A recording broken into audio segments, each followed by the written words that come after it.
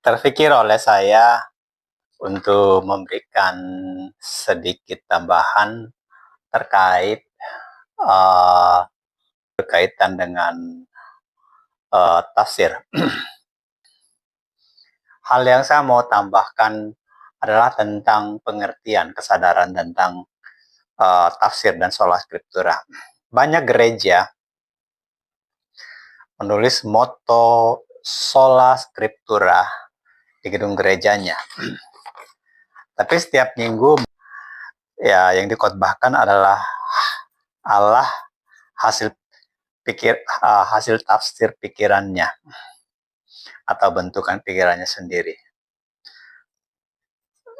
Dan kalau kita perhatikan, sebenarnya hampir semua orang, ini para teolog, ya, kalau mereka berselisih dalam hal doktrin, selalu saling klaim paling sola scriptura.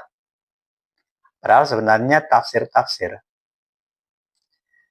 Jadi memang menjadi relevan bertanya, apakah ada patokan yang valid mengartikan ayat-ayat Alkitab? Ya, jawabnya tentu ada patokannya. Salah satu yang sederhana yang bisa kita temukan di Alkitab dan diulang-ulang adalah perkataan Yesus yang selalu berkata, sebab ada tertulis, sebab ada tertulis. Ada sebanyak 15 kali Yesus berkata tentang ada tertulis. Mungkin Anda bertanya, tertulis di kitab mana maksud Yesus? Apakah di kitab para rasul? Tentu tidak ya, bukan itu.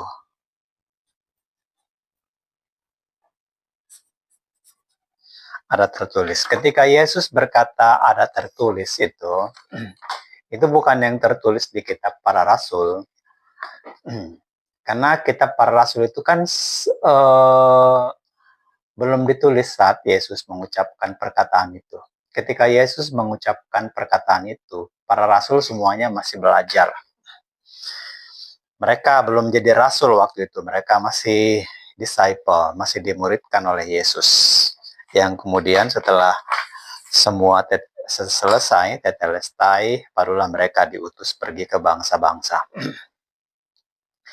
Jadi ketika Yesus mengatakan ada tertulis, tentu yang dimaksud adalah yang tertulis di kitab terdahulu, yaitu kitab Musa. Jadi buat teman-teman Islam, saya berpikir bahwa yang disebut Al-Quran, kitab terdahulu itu adalah kitab Musa lebih utamanya. Dari mana saya tahu bahwa itu kitab Musa? Khususnya jawab ini kan saya sediakan buat sahabat Kristen ya. Karena Yesus berkata di Yohanes 5 ayat 46, jika kamu tidak mengerti ucapanku, ajaranku, maka pergilah ke kitab Musa. Karena yang ditulis Musa itu adalah aku. Itu dasarnya. Jadi ketika Yesus berkata ada tertulis, itu adalah yang tertulis di kitab Musa. Berarti bila kita berselisih tentang teka-teki dalam ucapan Yesus, saya ulangi teka-teki, karena banyak orang tidak percaya ketika saya katakan Yesus berkata dalam ucapan-ucapan terselubung, ya simpelnya saya katakan teka-teki, bukan teka-teki silang ya. Bukan teka-teki dalam pengertian yang meragukan gitu loh, bukan seperti itu maksudnya. Memang Yesus sendiri di beberapa tempat kan mengaku bahwa dia kalau bicara dengan kesengajaan itu pakai umpama-umpama, tujuannya memang supaya jangan dimengerti oleh semua orang. Nah, jadi sekarang ini saya sedang berada di presentasi observasi kitab Musa tentang Kain dan Habel. Jadi saat kita sekarang sedang berhadapan dengan perikop persembahan, Kain ditolak ya. Kain ditolak, Habel diterima. Ini Kain ditolak, Habel diterima.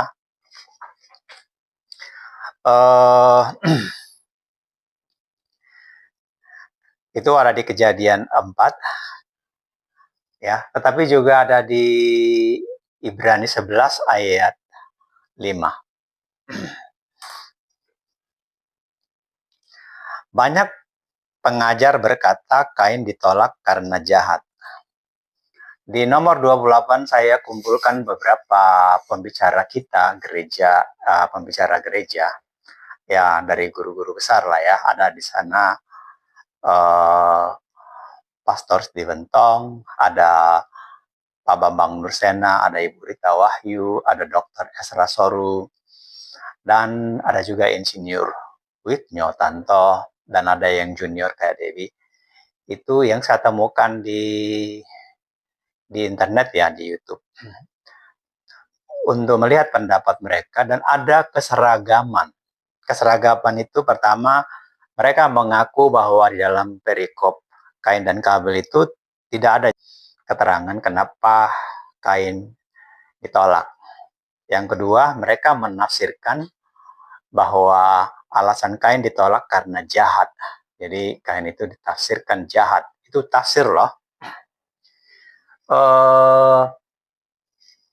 Ada tambahan yang lain, variasinya adalah bahwa Kain itu membunuh satu generasi. Tapi utamanya adalah tentang kenapa Kain ditolak, itu karena jahat.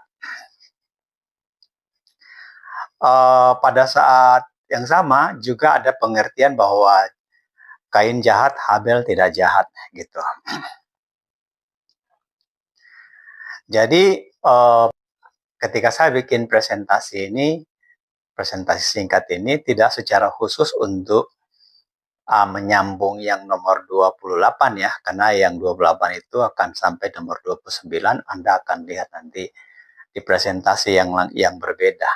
Saya cuman secara khusus di sini bicara tentang memberi Anda pengertian kejelekan dari tafsir.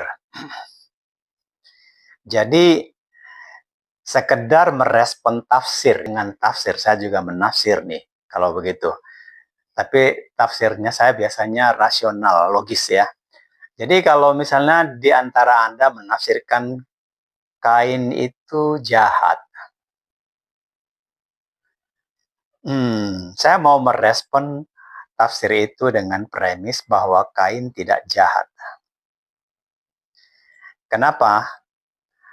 Ya, setidak-tidaknya kita berada dalam pikiran bahwa potensi jahat itu ada pada setiap orang. Jadi jika potensi jahat itu ada di dalam diri Kain, di dalam diri Habel juga potensi jahat itu ada. Ada di dalam setiap manusia. Dan coba kita balik. Kita balik seandainya misalnya, jika seandainya persembahan Habel yang ditolak, Habel ditolak oleh Allah, Kain diterima, dibalik ya. Menurut Anda, apakah Habel tidak akan jadi marah? Apakah dia tidak akan cemburu? Dan di dalam cemburu itu kemudian jadi timbul pikiran jahat untuk membunuh Kain? Ya, menurut saya rasa Anda juga akhirnya dimengerti, sikap Kain tentunya tidak akan berbeda dengan sikap Habel, dan sikap Habel tidak akan beda dengan sikap Kain. Tetapi harap mengerti, ya, pendapat ini saya berikan hanya sekedar respon tafsir lawan tafsir. Karena yang saya katakan itu tafsir logis saja. Saya akan memberikan, menunjukkan kepada Anda bahwa alasan Kain ditolak itu memang tertulis, ada tertulis. Bukan tidak ada tertulis, ada tertulis. Ada sandi-sandinya di situ. Ada kode. Itu kan pesan yang dienkripsi. Jadi kita harus dekripsi.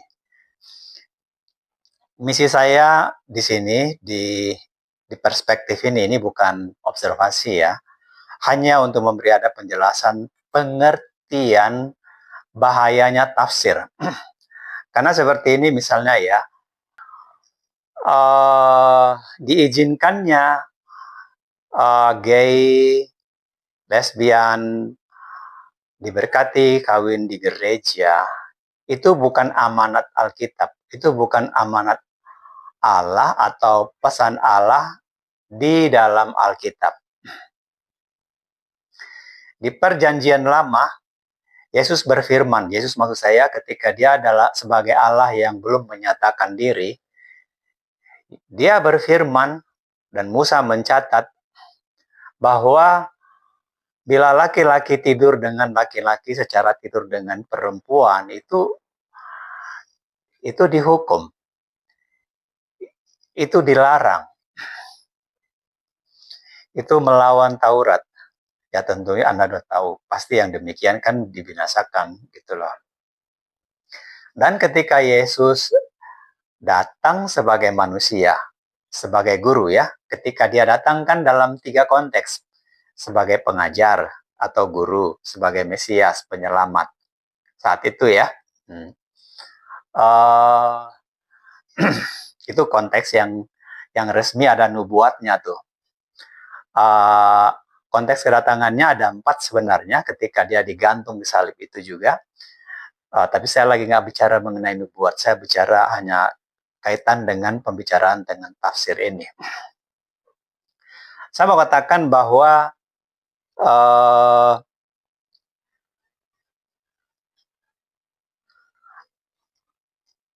di perjanjian baru pun Yesus mengatakan nggak boleh. Para rasul juga menulis bahwa para pemburit itu nggak dapat tempat di sorga. Jadi perkawinan sejenis maksudnya tidak dapat tempat di sorga tuh. Dan kita tahu itu persis karena memang di Matius 7:21 Yesus berkata, tidak semua orang yang sudah mengakuinya Tuhan akan diizinkan masuk sorga. Jadi walaupun perkawinan mereka diberkati di gereja, dipersatukan dengan nama Yesus, dipakai nama Yesus, iman saya mengatakan sesuai skriptur yang itu ditolak oleh Yesus. Tapi kita nggak boleh melarang orang menafsirkan apapun. Cuman saya mau ajarkan, saya mau beritahu logikanya bahwa tafsir adalah tanggung jawab si penafsir. Yesus hanya bertanggung jawab bila dilakukan dengan benar sesuai perjanjian. Jadi yang tidak benar ya pasti ditolaklah, dibinasakan. Dan kalau kita tanya ini ya, kenapa nggak boleh tafsir? Ini misalnya ya, kita tanyakan kepada rasul-rasul. Apakah ucapan Yesus yang bernada teka-teki ya di kitab perjanjian mereka, perjanjian baru yang mereka tulis di kitab-kitab mereka, apakah ucapan-ucapan Yesus yang bernada teka-teki, yang berselubung-selubung bahasa itu tidak boleh ditafsirkan oleh para bapak-bapak gereja? Ya, misalnya Martin Luther, Calvin, Charles Taze, Joseph Smith, yang lebih tua lagi yang dulu Athanasius, Arius, ya sebutlah semua nama. Jika pertanyaan itu kita ajukan kepada Paul, saya percaya Paul menjawab secara pasti tidak boleh.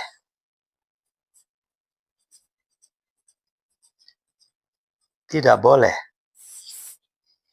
Nih, jawaban nomor 1 ini jawaban Paul tidak boleh.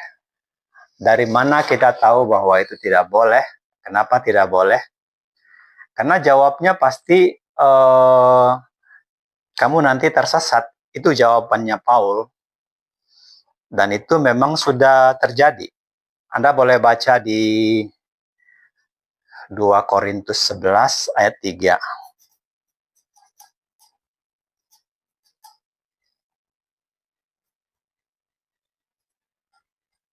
Ini saya tulis ya. 2 yang tinta merah tuh. 2 Korintus 11 ayat 3 sampai 4 saya bacakan. Dia bilang begini.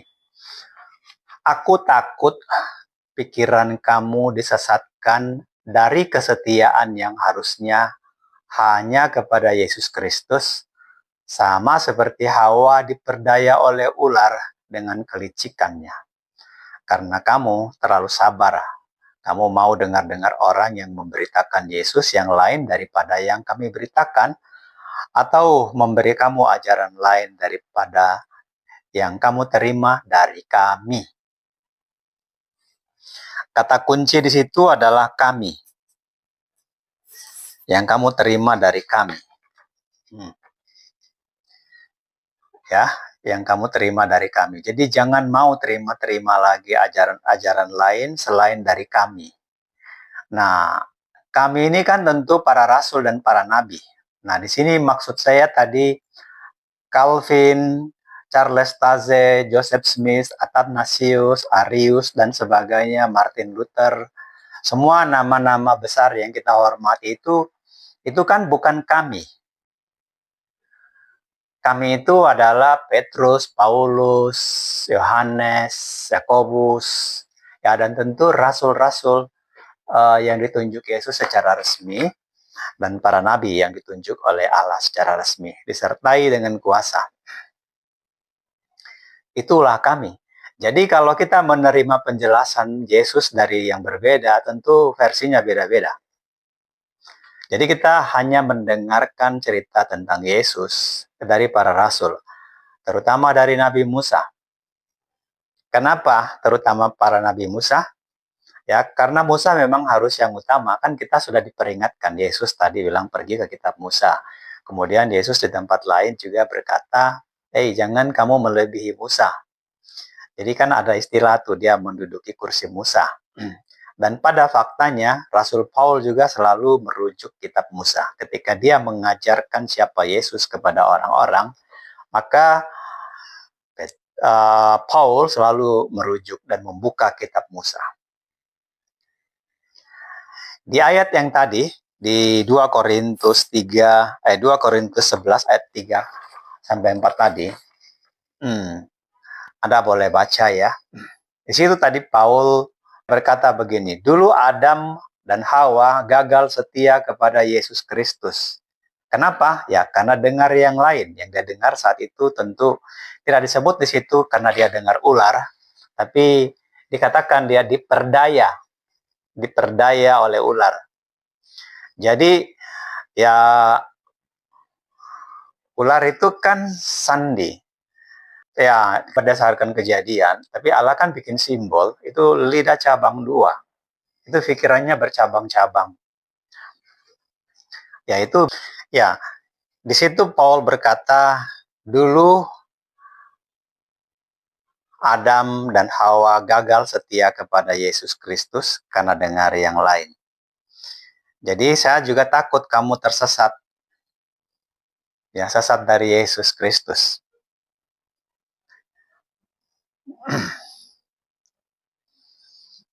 Itu menjelaskan dua hal. Secara berbisik sebetulnya di situ dia sedang mengatakan bahwa kesetiaan si Adam dan Hawa itu harus kepada Yesus Kristus saja. Itu sama dengan mengatakan bahwa sebenarnya yang berbicara di Taman Eden dulu ya memang Yesus Kristus dengan dia.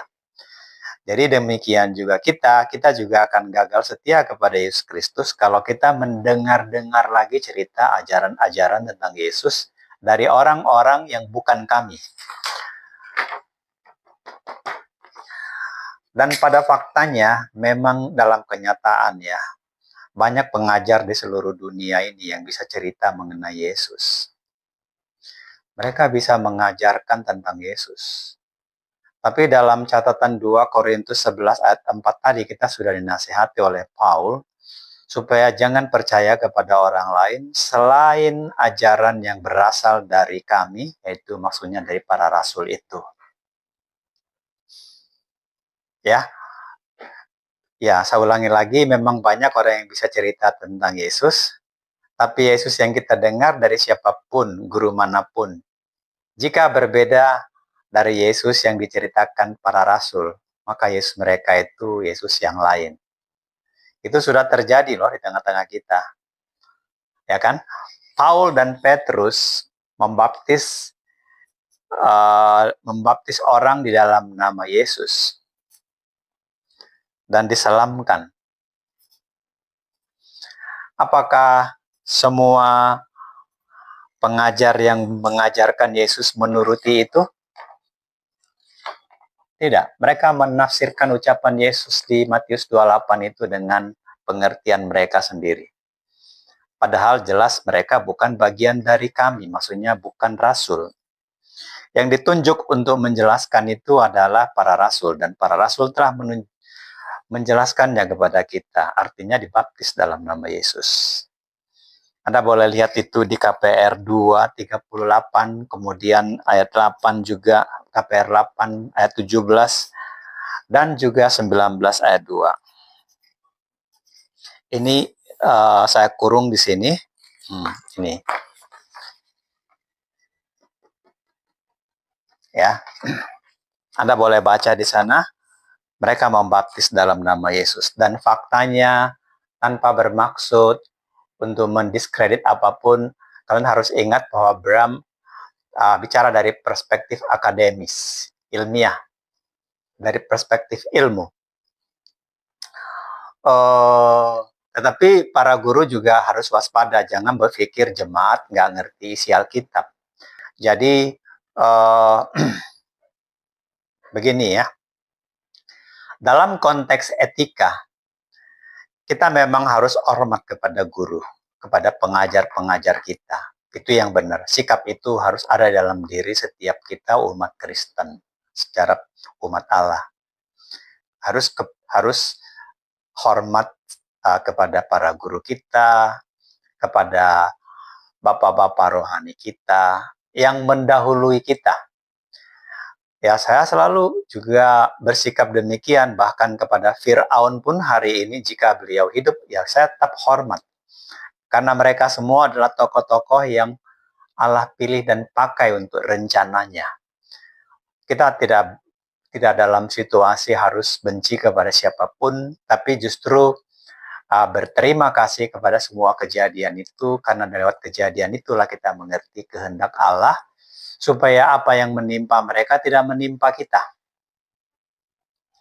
Saya mau bawa kepada Anda satu pesan ini ya, tentang tafsir kembali, supaya Anda mengerti bahwa jadi kalau Anda misalnya berkata itu hanya terjadi dalam Kristen dan seolah Kristen menyetujui, saya katakan no, itu bukan amanat Allah dalam Alkitab. Jika ada yang melakukannya, itu mereka menafsirkannya, mereka misinterpret. Itulah sebabnya saya selalu menentang doktrin yang dibangun di atas tafsir-tafsir, tapi harus sola scriptura. Karena Allah kalau berfirman pasti menerangkan firman-Nya. Sebagai terakhir di sini, Bram bawakan sebuah ayat ya. Dari 1 Korintus 4 ayat 6. 1 Korintus 4 ayat 6. Ini.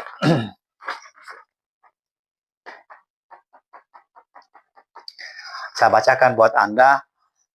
Paul berkata begini. Kata-kata ini aku kenakan kepada diriku sendiri dan kepada Apolos. Maksudnya dia bilang, kata-kata ini bukan hanya buat kamu loh, tapi buat diriku juga gitu. Kata-kata ini aku kenakan pada diriku sendiri dan pada Apolos demi kamu. Supaya apa? Supaya kamu jangan memandang manusia lebih tinggi dari yang ada tertulis. Kenapa? Ya supaya jangan ada di antara kamu yang menyombongkan diri dengan jalan mengutamakan yang satu daripada yang lain. Itu isi 1 Korintus 4 ayat 6. Tapi tadi juga tadi sudah dikatakan ya supaya kamu jangan tersesat dari Yesus Kristus. Karena banyak orang bisa bercerita mengenai siapa Yesus Kristus. Ya banyak orang yang menghafal itu. Tapi rohnya nggak nyambung. Maka itu saudara menjadi penting buat semua sahabat saya dalam perspektif ilmiah nih, yang berpartisipasi dalam observasi saya, tentu buat Kristen yang tertarik juga, penting untuk melihat kenapa Kain ditolak gitu loh. Jadi sebenarnya ibadah Kain dan ibadah Habel itu tentang ibadah yang ditolak dan ibadah yang diterima. Simpelnya Bram malam ini mengatakan begini. Ya, kalau mau selamat, ya ikutilah ibadah yang dilakukan oleh Habel. Dan jangan lakukan ibadah modelnya si Kain. Itu dulu yang mendasar di dalam kenapa dia ditolak. Tetapi apa sih ibadahnya si Kain itu? Kenapa ditolak? Itu yang harus Anda lihat nanti. Dan di dalam observasi itu Bram akan menjelaskan sandi-sandinya. Saya jelaskan darah, saya jelaskan lemak, saya jelaskan karena di situ ada 5 sandi ya.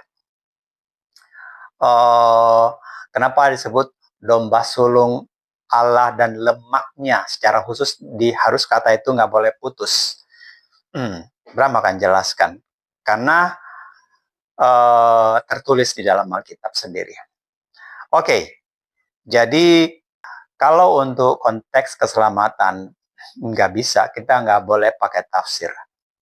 Harus sesuai yang diajarkan oleh Allah. Jadi apa pelajaran Allah kepada kita di dalam Kain dan Habel? Simaklah.